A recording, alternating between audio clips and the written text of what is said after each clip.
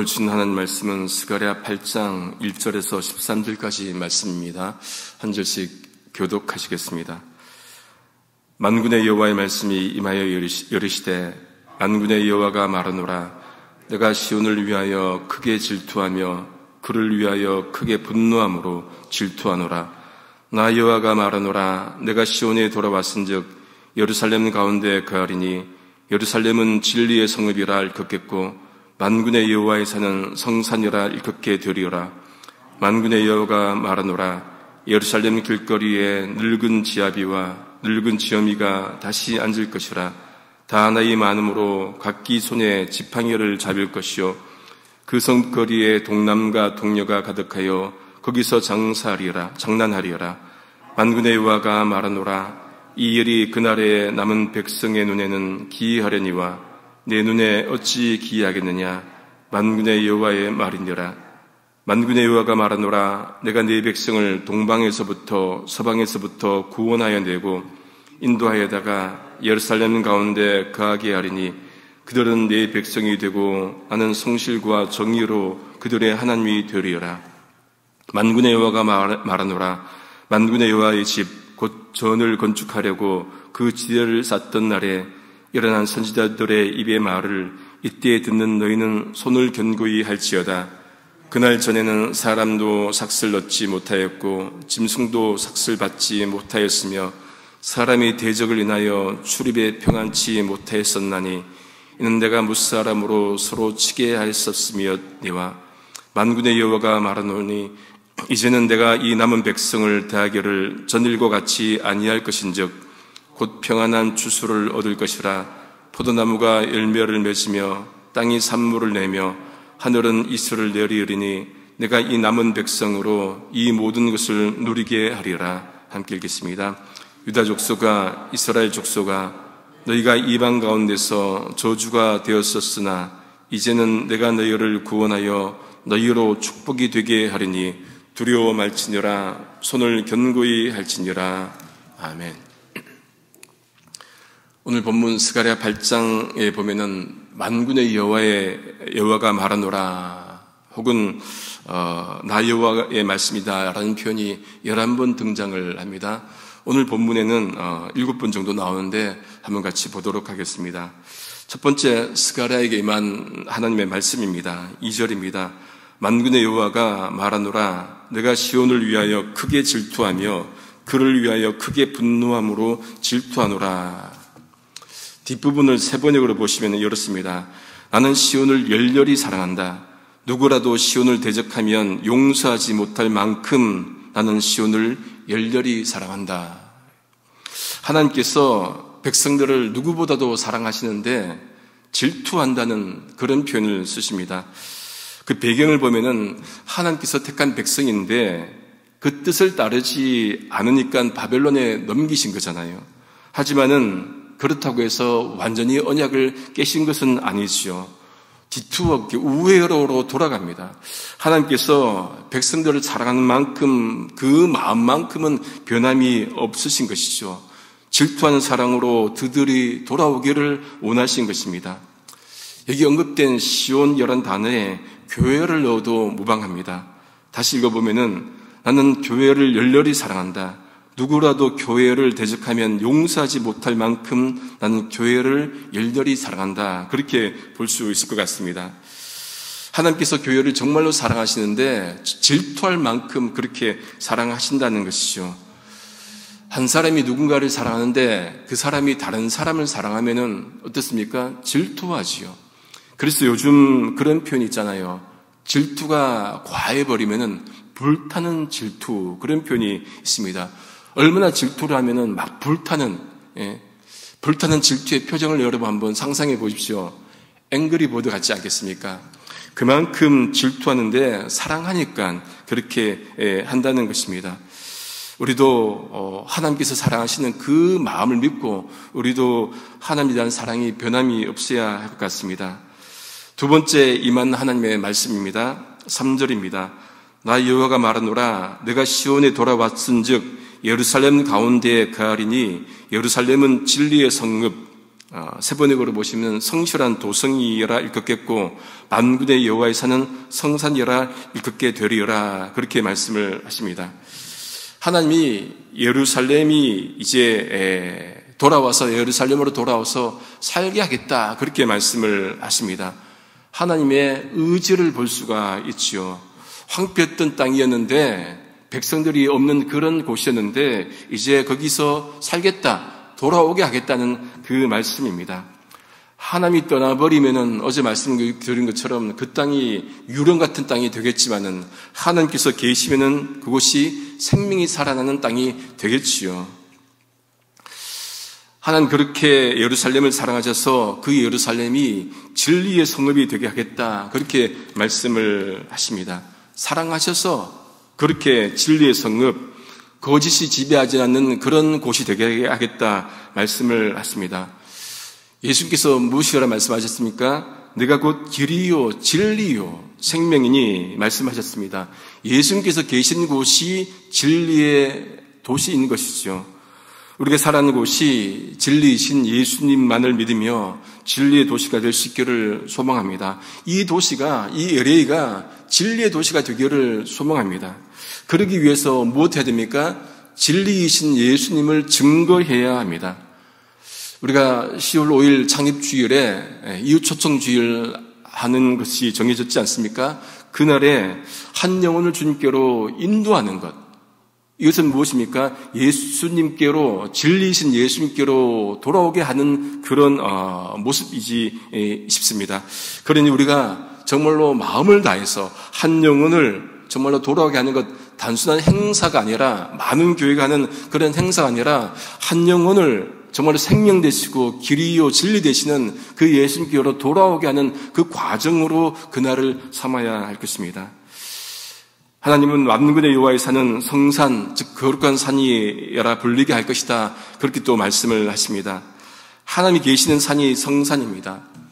떨기나무에 불이 붙었는데 타지 않습니다. 하나님 모세에게 말씀하십니다. 가까이 오지 말라.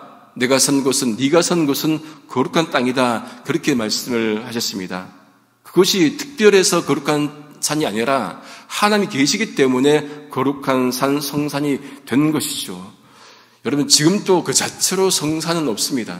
하나님이 계시는 곳이 성산이고 하나님이 계신 곳이 성소이지요. 그러니 우리가 의미를 담으면은 모든 곳에 하나님이 계시지 않습니까? 그러니 모든 곳이 성산, 성소가 될 수 있습니다. 그곳에서 우리가 거룩한 사람으로 살아야 하겠죠. 두 가지였습니다. 진리의 성읍, 성산이 되게 하겠다. 우리도 이 땅 살아가면서 진리이신 예수님을 바로 붙잡고 거룩한 자로 살아야 할 것입니다. 세 번째 임한 말씀입니다. 4절, 5절 개역 개정입니다. 만군의 여호와가 이같이 말하노라. 예루살렘 길거리에 늙은 남자들과 늙은 여자들이 다시 앉을 것이라. 다 나이가 많음으로 저마다 손에 지팡이를 잡을 것이요. 그 성거리에 소년과 소녀들이 가득하여 거기에서 뛰놀려라. 피해가 되었던 예루살렘 거리에 남녀노인들이 나와서 또 있고 또 젊은이들이 뛰놀 것이다. 그렇게 말씀을 합니다. 무슨 모습입니까? 도시가 살아나는 모습이죠. 예전에 제 어릴 때만 해도 동네에 이렇게 나가면은 어르신들이 나와서 뭐 들마루나 앉아서 같이 얘기하고 또 돌아가시고 또 그렇게 또 애들은 또 뛰어놀고 그런 모습들을 본 적이 있습니다. 요즘은 한국의 출산율이 0.8이라고 하잖아요. 그러니까 한 명이 태어나지를 않는 거예요. 이렇게 되면은 나중에 어떻게 되겠습니까? 아무쪼록 어디든지 특별히 주님을 고백하는 공동체에 좀 북적거리는 모습들이 있으면 좋겠습니다. 우리 교회도 다시 살아난 도시처럼 예루살렘처럼 북적거리면은 좋지 않겠습니까? 역동적 교회가 되기를 소망합니다. 그러기 위해서 우리가 이웃 초청 주일에 다시 역동적 마음으로 우리가 그 일에 임해야 할 것입니다. 네 번째 스가랴에게 임한 말씀입니다. 6절입니다. 만군의 여호와가 이같이 말하노라. 이 일이 그날에 남은 백성의 눈에는 기이하려니와 내 눈에야 어찌 기이하겠느냐. 만군의 여호와의 말이니라. 예루살렘이 회복되는 것이 죽었던 곳이었는데 회복되는 것을 보니까 사람들의 눈에는 정말로 기이하게 보이는 거예요. 그런데 하나님께는 뭡니까? 기이하겠느냐? 그 말씀인 것이죠. 하나님께는 놀라운 일이 아니라는 말씀입니다.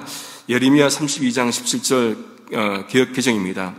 슬프도소이다 주 여호와여 주께서 큰 능력과 펴신 팔로 천지를 지으셨사오니 주에게는 할 수 없는 일이 없으시니이다. 기이하지 않다는 거예요.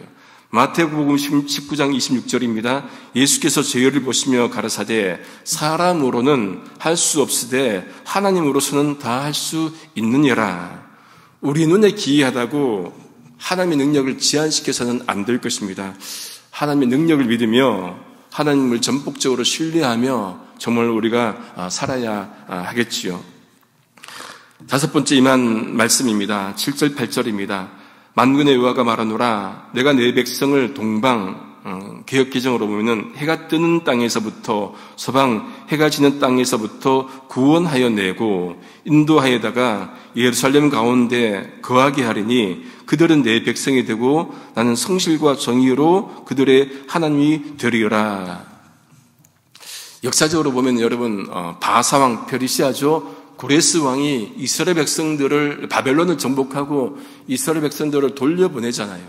회복시켜 주시죠. 그런데 완전하게 회복된 것은 아니었습니다. 그런 때에 하나님께서 나서십니다. 어떻게 나서십니까? 모든 곳에서 해 뜨는 곳 동방에 해 뜨는 곳에서부터 서방 해 지는 곳 모든 곳에서 이스라엘 백성들을 회복하겠다 그렇게 말씀을 합니다. 그 회복의 모습이 어떤 모습입니까? 언약의 모습입니다. 내가 그들이 내 백성이 되고 나는 그들의 하나님이 될 것이다. 이게 언약 공식이잖아요. 그런데 어떻게 그 공식을 지키겠다고 하십니까? 성실과 정의로 그렇게 하겠다. 그렇게 말씀을 합니다. 여러분 언약은 하나님께서 일방적으로 맺으신 거예요. 그런데 쌍방간에 맺은 거잖아요. 그 하나님께서 다시금 언약을 기억하시고 성실하게 정의롭게 그 언약을 다시금 회복시켜 주겠다 말씀을 하신 것입니다. 우리가 언약을 회복하지 못해요. 하나님께서 언약을 회복하시는 것이죠. 그런데 우리가 살아가다 보면은 그 언약이 깨질 때가 좀 있습니다. 하나님께서 백성들이 말을 듣지 않으면은 약간은 깨는 듯한 말씀을 하십니다. 호세아 1장 9절 말씀입니다. 여호와께서 이르시되 그 이름을 로암미라 하라. 너희는 내 백성이 아니요 나는 너희 하나님이 되지 아니할 것이며라. 백성들 말씀을 듣지 않으니까 어떻게 합니까? 언약을 깨겠다는 그 말씀인 것이죠. 레위기 26장 15절 16절에도 나의 규례를 멸시하며 마음에 나의 법도를 싫어하여 나의 모든 계명을 준행치 아니하며 나의 언약을 배반할지인데 내가 이같이 너희에게 행하리니 곧 내가 너희에게 놀라운 재앙을 내려. 그러니까 순종하지 않으니까 벌을 내리시는데 언약을 깨시는 듯한 말씀을 하십니다. 그런데 완전히 깨지는 않으신다는 말씀이에요. 주권적으로 맺으신 언약을 완전히 깨지는 않는다는 그 말씀입니다. 여섯 번째 임한 말씀입니다. 9절 말씀에 만군의 여호와가 말하노라 만군의 여호와의 집 곧 전을 건축하려고 그 지대를 쌓던 날에 일어난 선지자들의 입의 말을 이때에 듣는 너희는 손을 견고히 할지어다. 불순종했던 백성들인데 말씀에 순종하여 성전을 지을 때 삶의 전환점이 찾아옵니다. 여러분 인생의 전환점을 맞을 수 있는 길은 말씀에 순종할 때입니다. 그 순종은 또한 행동으로 옮겨질 때 완성되는 것이죠.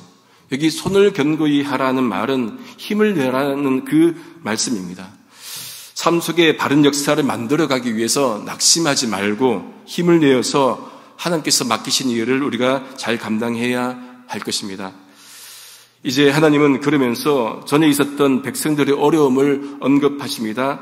10절 말씀에 이 날 전에는 사람도 삭슬 얻지 못하였고 짐승도 목을 얻지 못하였고 하나님께서 이웃끼리 서로 대적하게 하였기 때문에 사람이 원수로 말미암아 평안히 출입하지 못하게 하였다. 그렇게 말씀을 하십니다.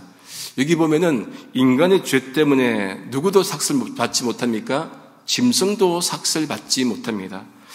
여러분, 인간의 죄가 어떻게 짐승에까지 연결이 됩니까? 구약 성경에 보면은 이런 부분들이 자주 등장을 합니다.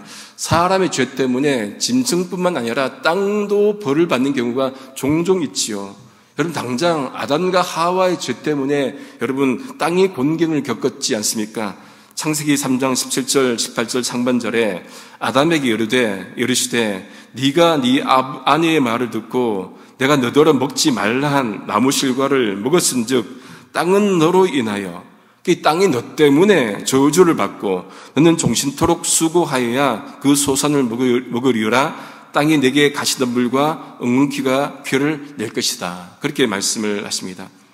여러분, 창조 세계는 한 몸 공동체입니다. 그러니까 서로 영향을 주는 거예요. 인간이 자연에 영향을 주고 자연도 인간에게 영향을 줍니다.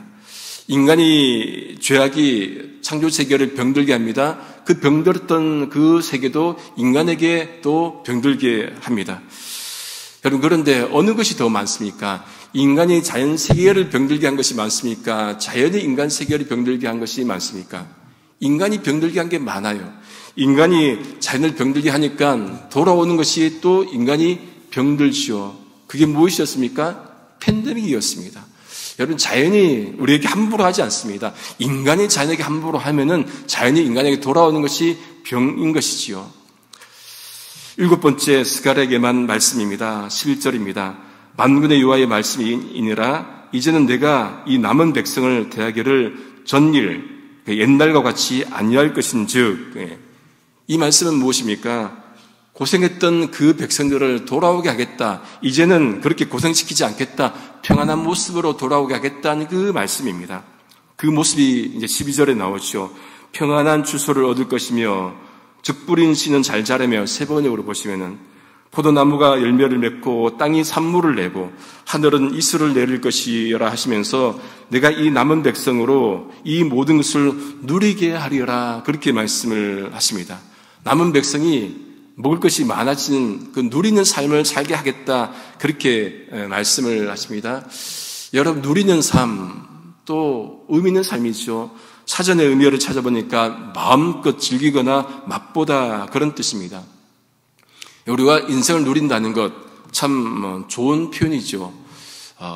정말로 아둥바둥 사는 것도 있지만은 누리면서 사는 것, 그게 좋은 인생이지 싶습니다. 많아야 누립니까? 아니에요.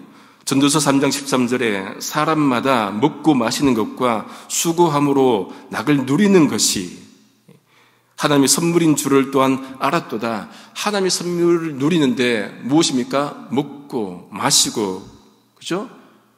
우리가 많이 없더라도 먹고 마시고 그 삶을 누리는 것, 하나님의 은혜인 것이죠. 그렇게 백성들을 돌아오게 하겠다. 그렇게 말씀을 하십니다. 그러면서 그 복의 절정, 누린 복의 절정을 이제 마지막 절 13절에 말씀을 하시는데 우리 한번 같이 한번 읽겠습니다. 시작. 유다 족속아, 이스라엘 족속아, 너희가 이방인 가운데에서 저주가 되었었으나 이제는 내가 너희를 구원하여 너희로 축복이 되게 하리니 두려워하지 말지니라. 손을 견고히 할지니라. 여기 저주가 되었다는 표현을 세 번역에서는 저주받는 사람의 표본으로 번역하고 또 축복이 되게 하리니 이 말은 복받는 사람이 표본이 될 것이다. 그렇게 번역을 합니다. 그리고 여기 너희로 축복이 되게 하리니 여러 개역 개정으로 보면요. 너희가 복이 되게 하리니 그렇게 번역을 합니다. 여러분, 우리가 보통 기도할 때 여러분 어떻게 기도합니까? 하나님 축복해 주옵소서 그렇게 기도하죠. 그런데 의미를 다 알겠지만은 사실은 잘못된 표현입니다. 제가 신대원에서 설교학 배울 때 축복기란 하나님 축복해 주옵소서 하면은 교수님이 굉장히 화를 내셨어요. 왜 그런 거 아니? 축복이라는 단어가 빌축자의 복복이잖아요. 그럼 복을 비는 거예요. 하나님이여 축복해 주옵소서. 그러면 어떻게 됩니까? 하나님이 누군가에게 복을 빌어야 되는 거예요. 그렇게 되면 안 된다는 것을 저는 이제 배웠기 때문에 제가 설교 때는 한 번도 하나님이여 축복해 주옵소서 그런 단어를 쓴 적이 없습니다. 배웠기 때문에 그렇게 말을 하는데 하나님 복 주옵소서 이렇게 말을 해야 합니다. 이제는 그렇게 하시기를 바랍니다. 어쨌든 하나님이 이스라엘 백성, 유다 백성을 복이 되게 하겠다 그렇게 말씀을 하십니다. 누구에게 하신 말씀을 이루겠다 하십니까? 아브라함에게 하신 말씀이잖아요. 너는 복이 되겠다, 복이 될 것이다. 그 말씀을 이제 이루시는 거예요. 이전에는 정말로 저주받는 사람의 모습이었지만은 이제는 복받는 사람이 표본이 되게 하겠다. 그렇게 말씀을 하십니다. 그러니 두려워 말고 힘을 내라. 손을 견고히 하라. 왜? 하나님께서 복 주시니까 여러분 우리가 이 땅 살면서 정말로 없더라도 하나님께서 함께 하시는 것이 복이라고 말씀을 하신다면은 그러면 어떻습니까? 어떤 경우가 있더라도 좌절하거나 낙심하지 않고 두려워 말고 우리가 힘을 내야겠죠. 왜? 하나님께서 함께 하시니까. 그게 복이에요. 말씀을 정리합니다. 오스왈도 챔버스가 쓴 주님은 나의 최고봉 많이 읽어보셨을 겁니다. 매일 한 장씩 이렇게 날짜별로 되어 있습니다. 그 책에 보면은 이게 페이지 번호가 없어요. 날짜별로 이렇게 나와 있는데 1월 22일 날짜 제목이 나는 무엇을 바라봅니까? 라는 제목입니다. 그 글의 챔버스는 내게로 돌이켜 구원을 받으라 그 말을 풀어줍니다. 고난은 우리로 하여금 하나님을 보게 하지만은 축복은 우리로 하여금 다른 것을 보게 하기 쉽다. 그러면서 산상수훈에 대해서 이렇게 말씀합니다. 우리 마음과 뜻과 몸을 예수님께 집중하라는 그런 말씀이다. 오직 주만 앙망하라는 그런 가르침이 산상순이다. 그 말씀이라는 거예요. 그러면서 구체적으로 이렇게 권면합니다. 자리에서 일어나 하나님을 바라보십시오. 주님께 소망을 두십시오. 우리를 압박하는 일들이 많더라도 그 모든 염려를 곁으로 밀어두고 주님만 바라보겠다고 결심하십시오.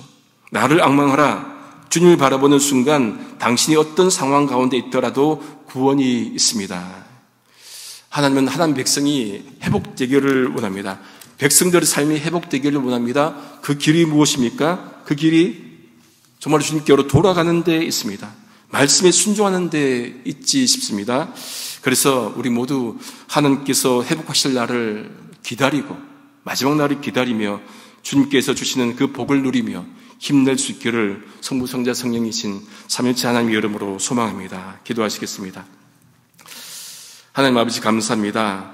택하신 백성들을 끝까지 사랑하신 하나님, 비록 그들이 하나님을 멀리하고 죄를 짓고 살아감에도 불구하고 버리지 않으시고 하나님께서 세우신 언약을 기억하셔서 끝까지 기다리시는 하나님, 저희가 하나님을 정말로 신실하게 믿으며 살아가도록 인도해 주옵소서.